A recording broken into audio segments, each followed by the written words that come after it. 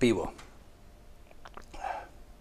Prvé dôkazy, ktoré potvrdzujú jeho výskyt, pochádzajú ešte z čias, keď ľudstvo nepoznalo písomné záznamy. Neskôr, v časoch starovekej Mezopotámie a Egypta, sa tento mok stal nápojom bohov, pričom v staroegyptskej mytológii vystupuje bohyňa piva Tenemit. A ako to bolo na Slovensku? Nemáme ani najmenšie dôvody pochybovať o tom, že výroba piva tu bola známa už v najrannejšom stredoveku.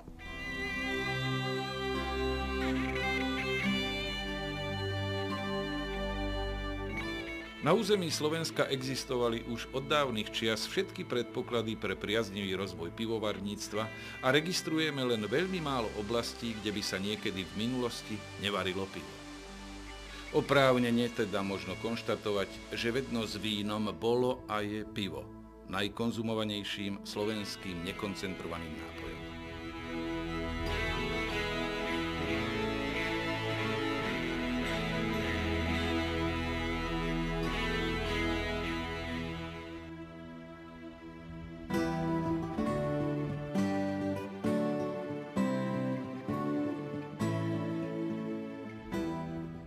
Prvý veľký rozmach slovenského pivovarníctva bezprostredne súvisel s privilégiami stredovekých kráľovských miest. Búrlivý rozvoj remeselnej a obchodnej činnosti miest a mešťanov zabezpečovali rôzne výsady hospodárskeho charakteru. Ich neodmysliteľnou súčasťou bolo aj právo variť a čapovať pivo, alebo tzv. Míľové právo, čiže výsada výlučného práva výčapu a varenia piva v okruhu jednej míle.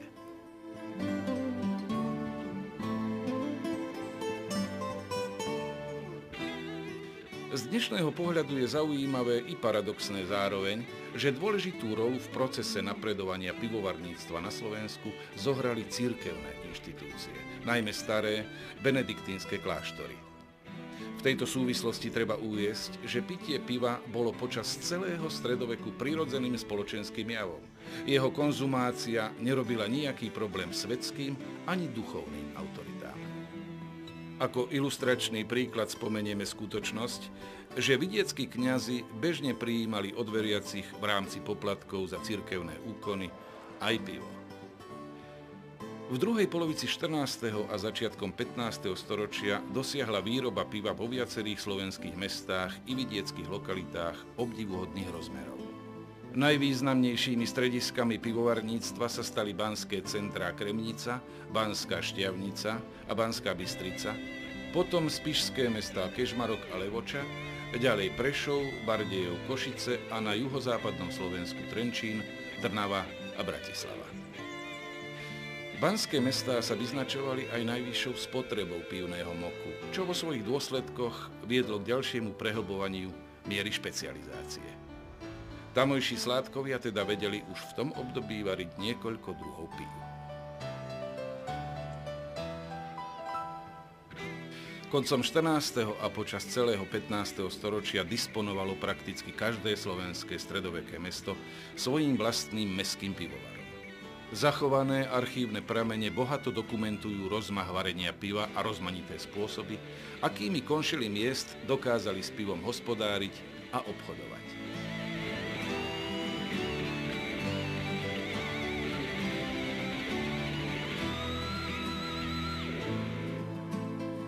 Obdobie stredoveku predstavuje z pohľadu pivovarníctva na Slovensku etapu burlivého rozvoja. Stáročná tradícia a remeselný fortier sládkov garantovali vysokú úroveň kvality slovenského piva, ktoré popri uspokojovaní každodenných potrieb vtedajších ľudí slúžilo aj ako vychytený obchodný artikel.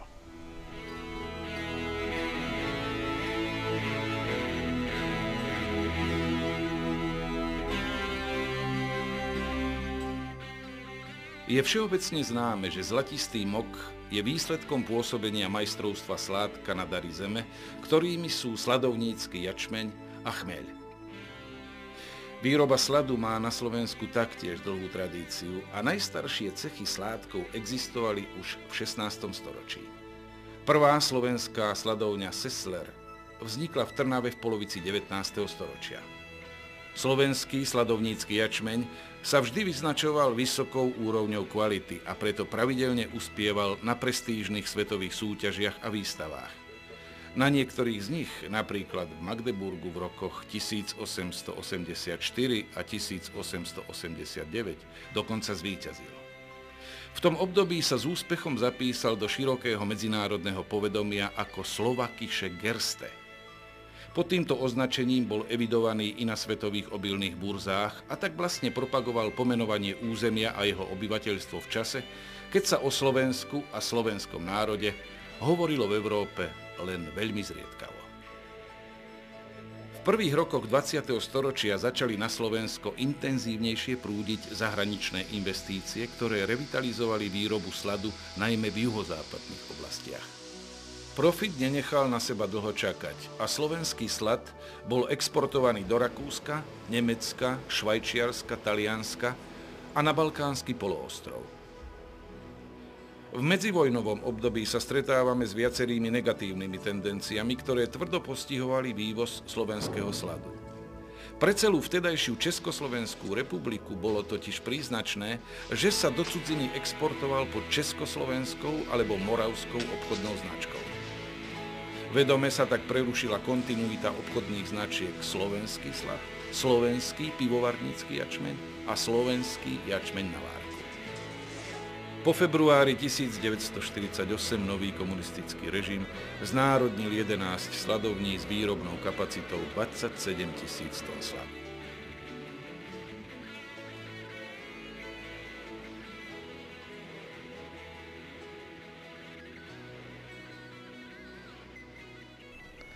Sladovnícky jačmeň je základnou surovinou na výrobu piva a má trvalé miesto v štruktúre rastlinnej výroby na Slovensku.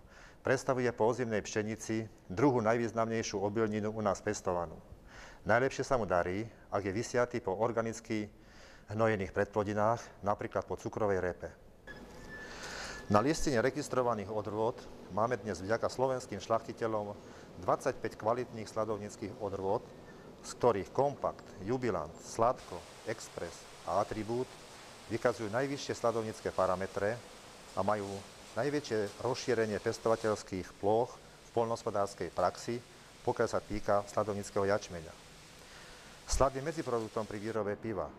Obsahuje všetky biologicky aktívne látky, enzymy, ktoré sú potrebné v procese varenia piva a pomáhajú štepiť škrob na skvasiteľné cukry. Sladovnícky jačmeň tieto látky nemá a preto musí prejsť procesom sladovania. Sladovanie je vlastne čiastočné naklíčenie jačmenných zrn pri zvýšenej vlhkosti a potom následné hvozdenie, čiže odsušenie na vlhkosť 3 až 4 %. Vhodné klimatické a agroekologické podmienky pre pestovanie jačmeňa na Slovensku dali základ vzniku sladovníckeho priemyslu a výrobe kvalitného sladu, ktorý sa po stáročia používa pri výrobe slovenských pív, ale sa úspešne exportoval a exportuje i na zahraničné trhy. Sladovnícky priemysel sa rozvíjal najmä na území západného Slovenska, kde sa vždy pestoval kvalitný sladovnícky jačmeň a boli postavené i prvé moderné sladovne, ako napríklad v Trnave, v Novom Meste nad Váhom, v Moravskom Svetom Jáne, v Bratislave alebo v Nitre. V druhej polovici 20. storočia prešiel sladovnícky priemysel rozsiahlou modernizáciou a boli postavené i nové sladovne. Ročná kapacita výroby tým presiahla 220 000 tón. Významnými zmenami prešiel náš sladovnícky priemysel v ostatných 10 rokoch, kde po zmenách vlastníckych vzťahov a vstupom zahraničných investorov sa pristúpilo k ďalšej rekonštrukcii a modernizácii výrobných kapacít. Výsledkom tohto procesu je zvýšenie kapacít na výrobu sladu na 280 000 tón ročne a udržanie sa na svetových trhoch so sladom, kde už v minulosti sme si vydobili významné postavenie. Slad patrí medzi naše najvýznamnejšie slovenské agropotravinárske exportné komodity. V súčasnosti sa viac ako 2/3 slovenskej produkcie sladu exportuje približne do 20 krajín sveta. Najviac vyrábaným typom sladu je slad svetlý plzeňského typu. V menšej miere sa vyrábajú špeciálne slady, bavorský, karamelový a farebný, ktoré sa používajú na výrobu tmavých pív.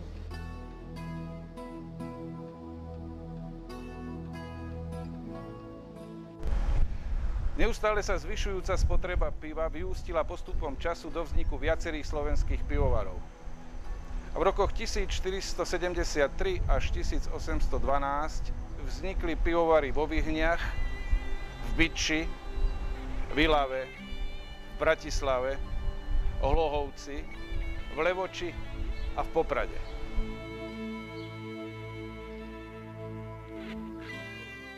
Zásadný prelom v dejinách pivovarníctva spôsobili dôsledky veľkolepých objavov 18. a 19. storočia. To všetko predznamenalo mohutný rozvoj moderného pivovarníctva, pričom výroba piva sa stáva dôležitou sférou priemyselného podnikania. Naznačené faktory sa v plnom rozsahu premietli do zrodu mnohých významných európskych pivovarov. Na Slovensku sa v druhej polovici 19. storočia konštituovali pivovary v Košiciach, Podbieli, Michalovciach, Bratislave, Spišskej Belej, Martine a Nitre. Po vzniku Československej republiky, čiže po roku 1918, museli slovenské pivovary nepretržite čeliť rôznym zložitým okolnostiam, ktoré vo svojich dôsledkoch bránili domácim producentom zaujať dominantné postavenie na slovenskom trhu. V tejto súvislosti pripomenieme silnú konkurenciu českých pivovarov a moravských sladovní, avšak pôsobili tu aj mnohé ďalšie retardačné vplyvy. Pri pohľade na medzivojnové obdobie možno skonštatovať, že pivovarnícky priemysel neprislúchal na Slovensku k tým rezortom, ktoré by charakterizovali vtedajšiu ekonomiku.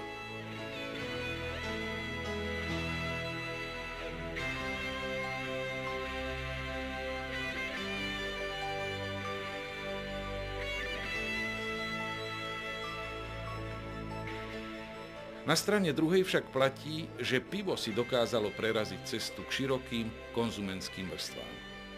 Pivný mok sa stal neodmysliteľnou súčasťou ponuky podstatnej časti reštaurácií a dedinských krčiem, čo len zvýrazňovalo skutočnosť, že slovenské pivo si získalo na Slovensku svoju dôstojnosť, vážnosť i popularitu.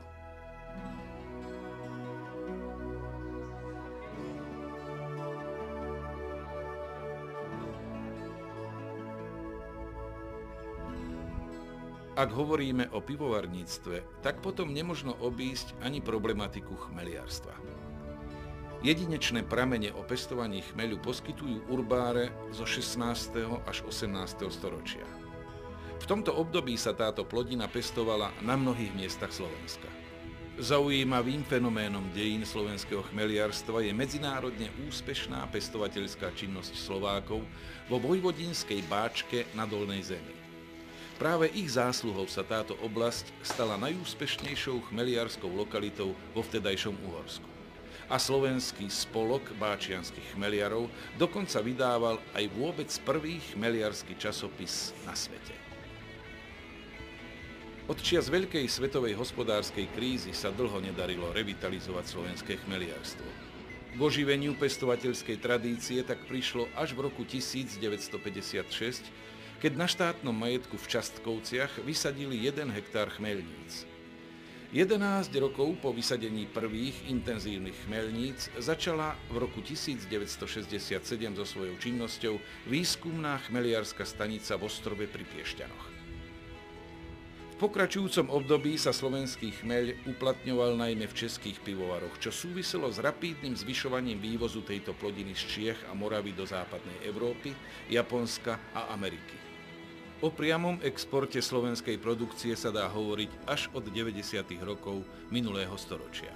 Slovenský chmeľ poznajú napríklad v Nemecku, Brazílii, Rusku, Anglicku, Srbsku, Macedónsku či vo Vietname. Zásadné širokospektrálne zmeny posledného desaťročia sa zákonite odrazili aj vo vývoji slovenského chmeliarstva. Jeho ďalší alternatívny rozvoj spájajú viacerí odborníci s výsadbou aromatických a vysokoobsažných chmeľov, ktoré by mali pokryť požiadavky a dopyt slovenského pivovarníctva.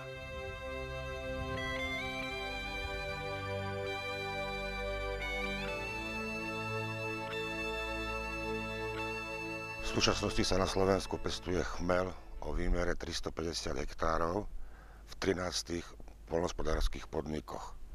Z tých 350 hektárov máme 320 hektárov odroda žatecký poloskorý červenák, jemný aromatický typ, vyrobený z meristémov, a z bývajúcich 30 hektárov máme odrodu premiant, vysokoobsažný chmel, ktorý má obsah alefy okolo 8%.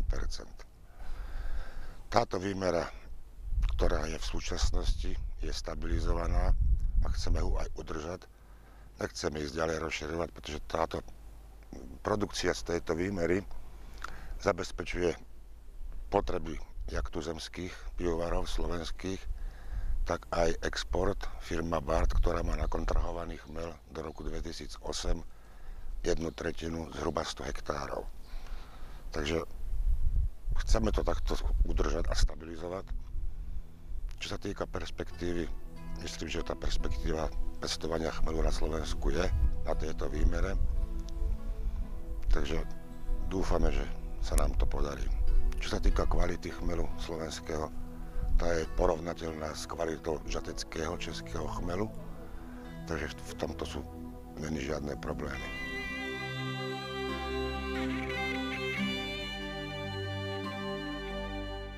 Rok 1939 je významným medzníkom v histórii slovenského pivovarníctva.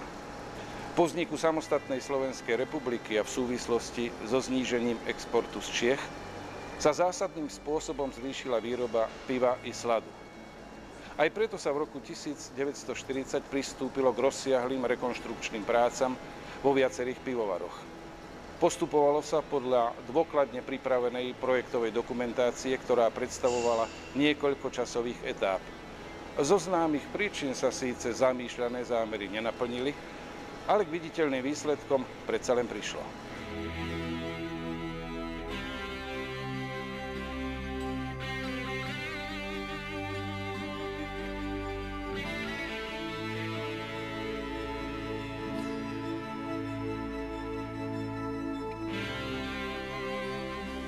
Obdobie po roku 1945 predstavuje v porovnaní s predchádzajúcim vývinom diametrálne odlišnú kapitolu. Nový režim znárodnil v dvoch etapách dovedna 12 pivovarov s ročnou výrobnou kapacitou 960 000 hektolitrov.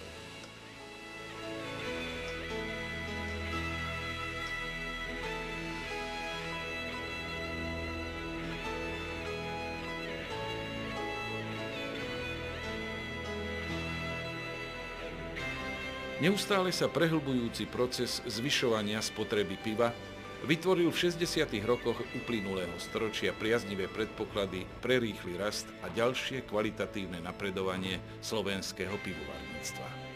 4 zastaralé podniky boli zrušené, iné prešli rozsiahlou modernizáciou. V priebehu rokov 1964 až 1974 začalo so svojou prevádzkou 6 úplne nových pivovarov. Výstavbou nových a rekonštrukciou starých pivovarov sa výrazným spôsobom zmenili výrobné objemy. S uvedeným úzko súvisela aj koncepčná vedecko-výskumná činnosť, ktorá vo viacerých ukazovateľoch spĺňala najvyššie svetové parametre. Po roku 1989 sme sa stali svedkami prelomových spoločenských zmien, ktoré sa museli zákonite premietnúť aj do oblasti pivovarníctva.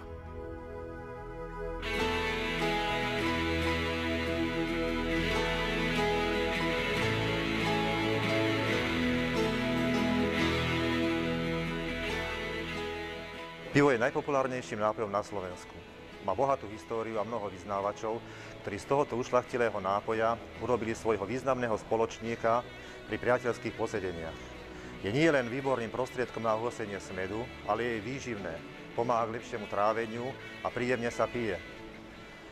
Labužnický pocit z pitia je umocnený tou skutočnosťou, že sa pripravuje výlučne z prírodných zložiek, z jačmenného sladu, chmelu a vody, za použitia pivovarských kvasiniek. Súčasné slovenské pivovarníctvo, ako jedno z významných odvetví nášho potravinárskeho priemyslu, úspešne ťaží zo svojej bohatej histórie. Na Slovensku máme 12 pivovarov, ktoré najmä v 90. rokoch minulého storočia prešli mnohými zmenami, najmä vplyvom zvyšujúcej sa koncentrácie výroby a vstupom zahraničných investorov na náš trh, čím sa vytvorilo náročnejšie konkurenčné prostredie. Pozitívne možno hodnotiť mieru zvýšenia predaja slovenských pív na konci uplynulého 10-ročného obdobia, keď v rokoch 2000 a 2001 sme prekročili hranicu 4,5 milióna hektolitrov. Spotreba piva na jedného obyvateľa Slovenska tým mierne stúpla a blíži sa k 90 litrom, čo nás radí na pekné 8. miesto v Európe a 10. na svete. Tento pozitívny jav je výsledkom voľby nášho konzumenta, ktorý má možnosť si vybrať zo širokej, rozmanitej ponuky rôznych druhov slovenských značiek pív podľa svojej chuti. Slovenskí pivovarníci sa zameriavajú na rozvoj svojich domácich značiek, ktoré svojou širokou paletou ponuky plne uspokojujú nielen domácich zákazníkov, ale presadzujú sa i na zahraničných trhoch. Vysoký štandard v kvalite našich pív je zárukou úspešného presadzovania sa v otvorenom trhovom prostredí. Možnosti výberu sú medzi svetlými a tmavými pivami rôznych stupňovitostí, rôzneho balenia, ako i rôznych chuťových vlastností, vďaka čomu môžeme plne konkurovať ktorýmkoľvek svetovým značkám. V ponuke nechýbajú ani nealkoholické pivá, ktoré si rýchlo našli svojich priaznivcov. V konzumácii piva na Slovensku prevláda čapované pivo, ktoré sa ponúka v príjemných pivárniach, reštauráciách alebo klasických krčmách. Je výborne chladené, penivé, čapuje sa do vkusných pivových pohárov označených logom pivovaru. Fľaškové piva sa propagujú estetickými etiketami a korunkovými uzávermi a mnohé pivovary používajú i svoje originálne typy fľaš. Vysoká estetická úroveň fľaškových pív a plechoviek úzko korešponduje s kvalitou svojho obsahu. Slovenské pivá sú vysoko hodnotené i na zahraničných výstavách a súťažiach, čo je ďalší dôkaz, že naše pivá môžeme svojou kvalitou smelo zaradiť medzi najviac obľúbené svetové značky. Ako významné odvetvie potravinárskeho priemyslu je pivovarníctvo dobre pripravené i na vstup do nového ekonomického prostredia. Od roku 1996 sme riadnymi členmi Európskeho pivovarskeho združenia EBC, čo nám umožňuje držať krok so svetovou pivovarníckou špičkou, najmä pokiaľ sa týka moderných technológií, inovácií a nových vedecko-technických poznatkov. Stručný pohľad do histórie slovenského pivovarníctva, ako i jeho súčasné napredovanie, nám naznačuje, že plníme odkaz našich predchodcov a budujeme prosperujúce a perspektívne odvetvie potravinárskeho priemyslu, a budúce generácie budú s uznaním hodnotiť našu prácu, tak ako my sa skláňame pred umením našich sládkov, ktorí po staročia budovali imidž slovenského piva. Vysoká štandardnosť kvality piva, jeho prírodný pôvod a ponuka širokého sortimentu slovenských značiek sú zárukou, že si pivo udrží i naďalej svoju dobrú pozíciu v silnej konkurencii medzi nápojmi. Pijeme ho s úctou, mierou, rozumne a kultúrne. Len tak naplníme Paracelsov výrok Cerevisia medicina est, čiže pivo je liekom.